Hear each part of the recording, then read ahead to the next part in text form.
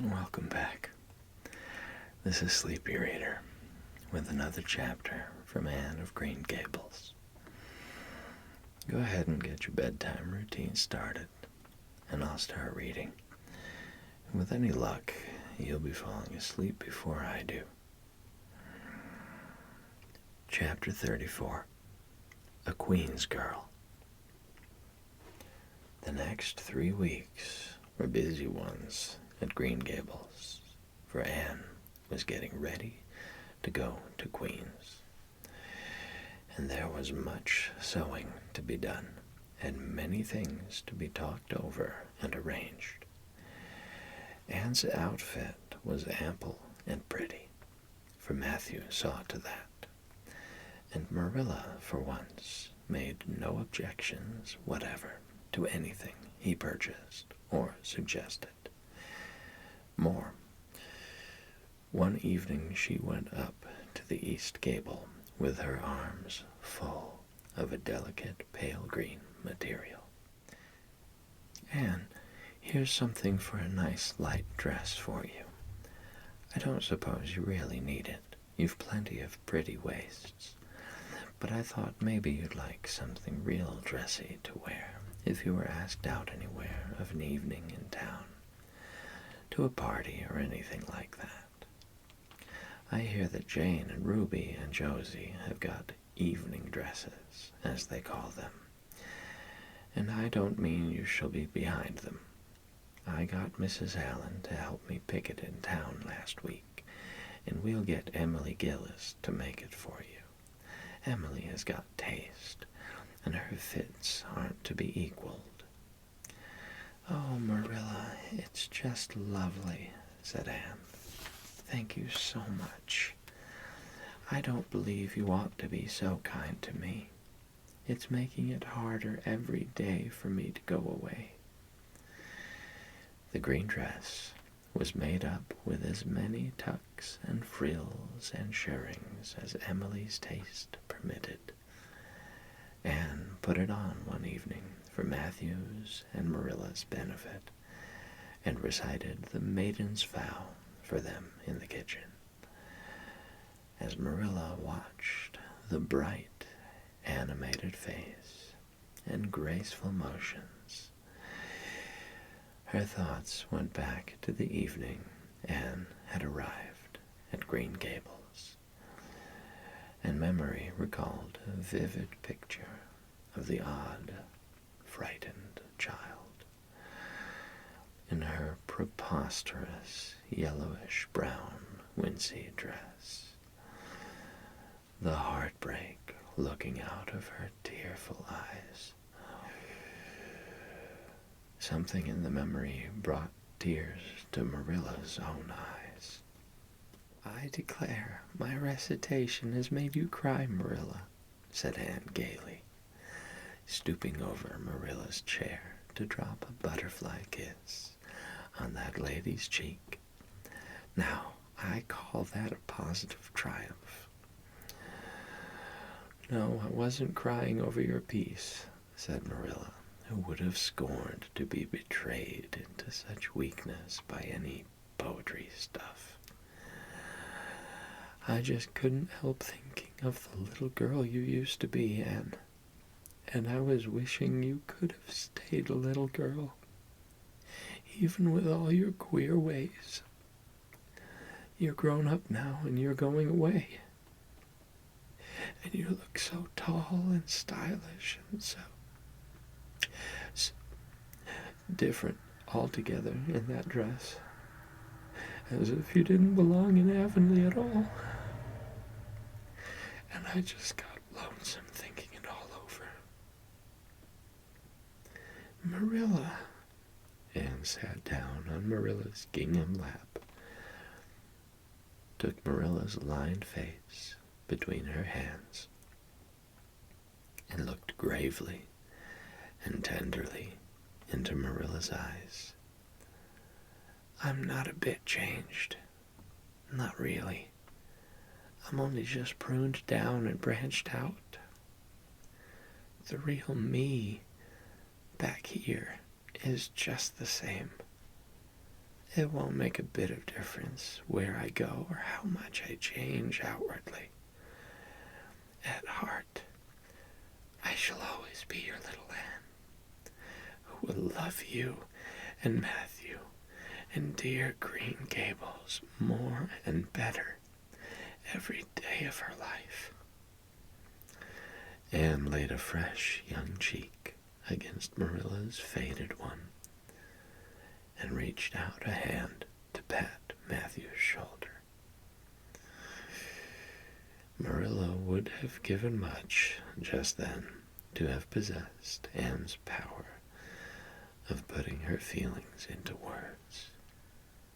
But nature and habit had willed it otherwise, and she could only put her arms close about her girl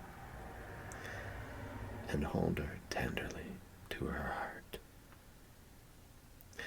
wishing that she need never let her go. Matthew, with a suspicious moisture in his eyes, got up and went out of doors, under the stars of the blue summer night. He walked agitatedly across the yard to the gate under the poplars. "Well, now, I guess she ain't much been spoiled," he muttered proudly. "I guess my putting in my oar occasional never did much harm, after all. She's smart and pretty and loving, too, which is better than all the rest. She's been a blessing to us,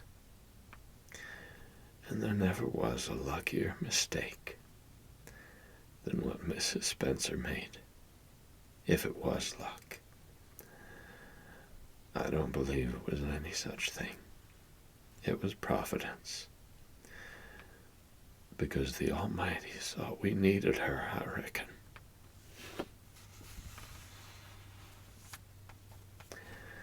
The day finally came when Anne must go to town. She and Matthew drove in one fine September morning, after a tearful parting with Diana, and an untearful, practical one, on Marilla's side at least, with Marilla. But when Anne had gone, Diana dried her tears and went to a beach picnic at White Sands with some of her Carmody cousins, where she contrived to enjoy herself tolerably well, while Marilla plunged fiercely into unnecessary work and kept at it all day long with the bitterest kind of a heartache. The ache that burns and gnaws and cannot wash itself away in ready tears. But that night, when Marilla went to bed, acutely and miserably conscious that the little gable room at the end of the hall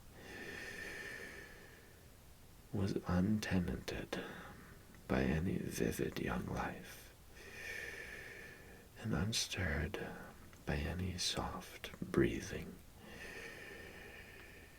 she buried her face in her pillow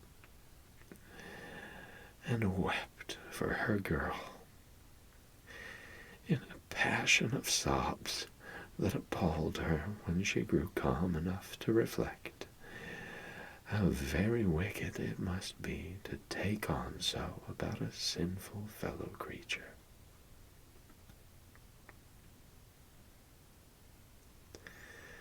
Anne and the rest of the Avonlea scholars reached town just in time to hurry off to the academy.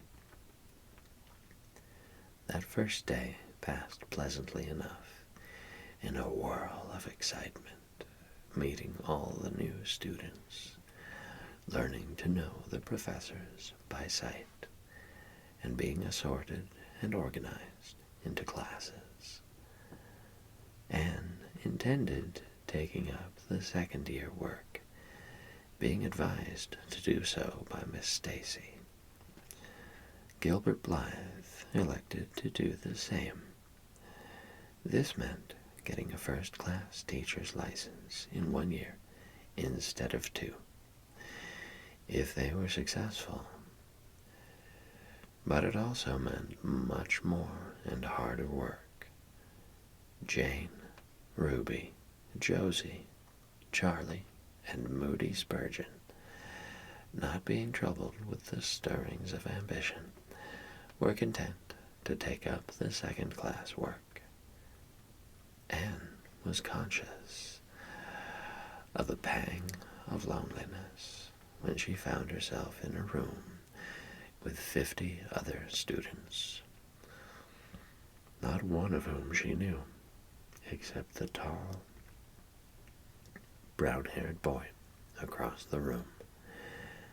And knowing him in the fashion she did not help her much, as she reflected pessimistically. Yet she was undeniably glad that they were in the same class.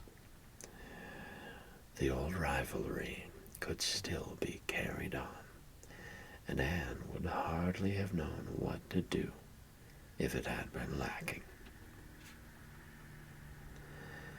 I wouldn't feel comfortable without it, she thought. Gilbert looks awfully determined. I suppose he's making up his mind, here and now, to win the medal. What a splendid chin he has. I never noticed it before.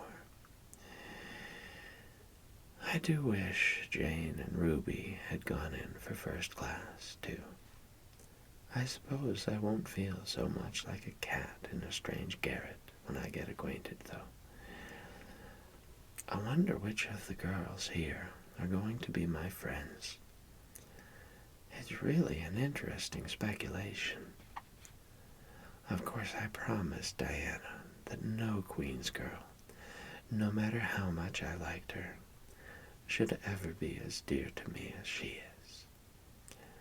But I've lots of second-best affections to bestow. I like the look of that girl with the brown eyes and the crimson waist. She looks vivid and red-rosy. Then there's that pale, fair one gazing out of the window. She has lovely hair, and looks as if she knew a thing or two about dreams. I'd like to know them both, know them well enough to walk with my arm about their waists and call them nicknames. But just now I don't know them, and they don't know me, and probably don't want to know me particularly. Oh, it's lonesome. It was lonesomer still when Anne found herself about in her hall bedroom that night at twilight. She was not bored with the other girls, who all had relatives in town to take pity on them. Miss Josephine Barry would have liked to board her, but Beechwood was so far from the academy that it was out of the question. So Miss Barry hunted up a boarding house, assuring Matthew and Marilla that it was the very place for Anne. The lady who keeps it is a reduced gentlewoman, explained Miss Barry. Her husband was a British officer, and she is very careful what sort of boarders she takes. Anne will not meet with any objectionable persons under her roof. The table is good, and the house is near the academy, in a quiet neighborhood. All this might be quite true, and indeed proved to be so. But it did not materially help Anne in the first agony of homesickness that seized upon her. She looked dismally about her narrow little room, with its dull-papered, pictureless walls, its small iron bedstead and empty bookcase. And horrible choke came into her throat as she thought of her own white room at Green Gables, where she would have the pleasant consciousness of a great green, still outdoors, of sweet peas growing in the garden, and moonlight falling on the orchard, of the brook below the slope, and the spruce boughs tossing in the night wind beyond it, of a vast starry sky, and the light from Diana's window shining out through the gap in the trees. Here, there was nothing of this. Anne knew that outside of her window was a hard street with a network of telephone wires shutting out the sky, the tramp of alien feet, and 1,000 lights gleaming on stranger faces. She knew that she was going to cry and fought against it. I won't cry. It's silly and weak. There's the third tear splashing down by my nose. There are more coming. I must think of something funny to stop them. But there's nothing funny except what is connected with Avonlea, and that only makes things worse. 4, 5. I'm going home next Friday, but that seems 100 years away. Oh, Matthew is nearly home by now, and Marilla is at the gate, looking down the lane for him. 6, 7, 8. Oh, there's no use in counting them. They're coming in a flood presently. I can't cheer up. I don't want to cheer up. It's nicer to be miserable. The flood of tears would have come, no doubt, had not Josie Pye appeared at that moment. In the joy of seeing a familiar face, Anne forgot that there had ever been much love lost between her and Josie. As a part of Avonlea life, even a pie was welcome. I'm so glad you came up, Anne said sincerely. You've been crying, remarked Josie, with aggravating pity. I suppose you're homesick. Some people have so little self-control in that respect. I've no intention of being homesick, I can tell you. Town's too jolly after that poky old Avonlea. I wonder how I ever existed there so long. You shouldn't cry, Anne. It isn't becoming, for your nose and eyes get red, and then you seem all red. I had a perfectly scrumptious time in the academy today. Our French professor is simply a duck. His mustache would give you kerwallops of the heart. Have you anything eatable around, Anne? I'm literally starving. I guessed likely Marilla'd load you up with cake. That's why I called round. Otherwise, I'd have gone to the park to hear the band play with Frank Stockley. He boards same place as I do, and he's a sport.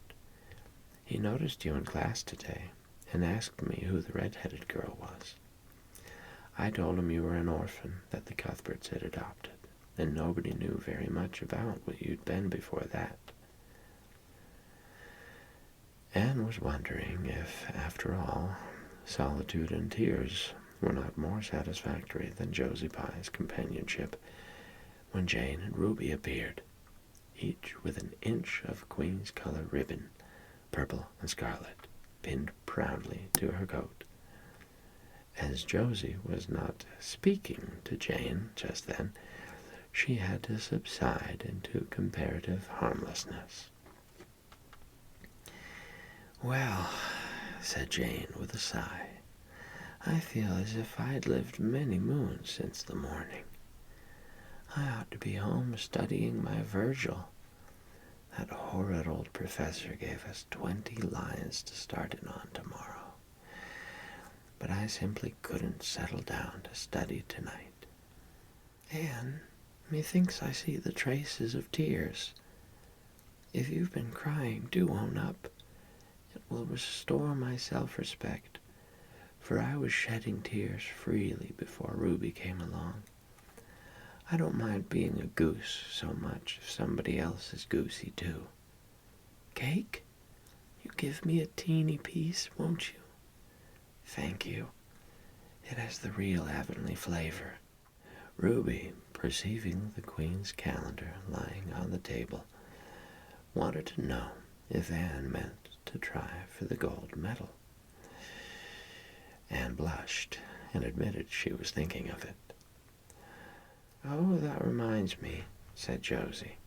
"Queen's is to get one of the Avery scholarships after all.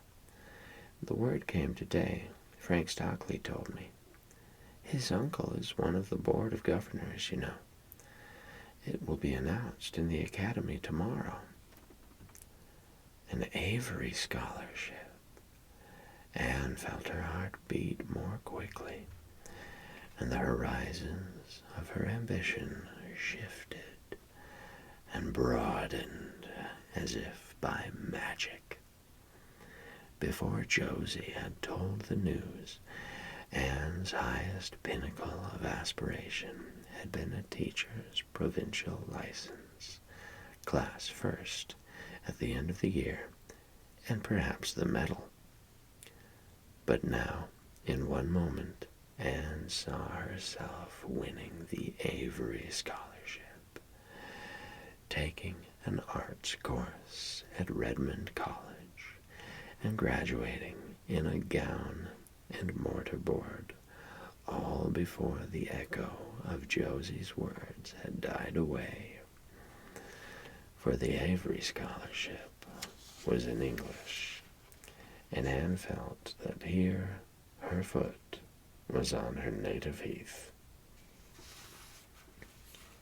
A wealthy manufacturer of New Brunswick had died and left part of his fortune to endow a large number of scholarships to be distributed among the various high schools and academies of the maritime provinces, according to their respective standings.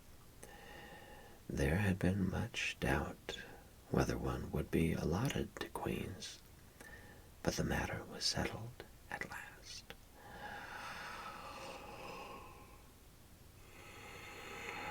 And at the end of the year, the graduate who made the highest mark in English and English literature would win the scholarship.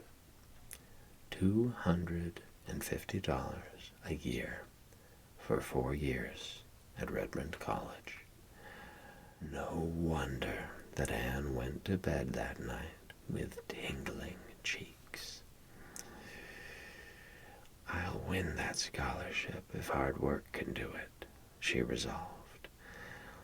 "Wouldn't Matthew be proud if I got to be a B.A.?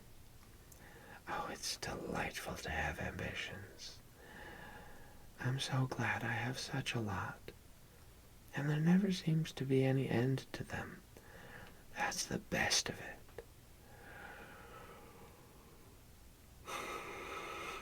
Just as soon as you attain to one ambition, you see another one glittering higher up still. It does make life so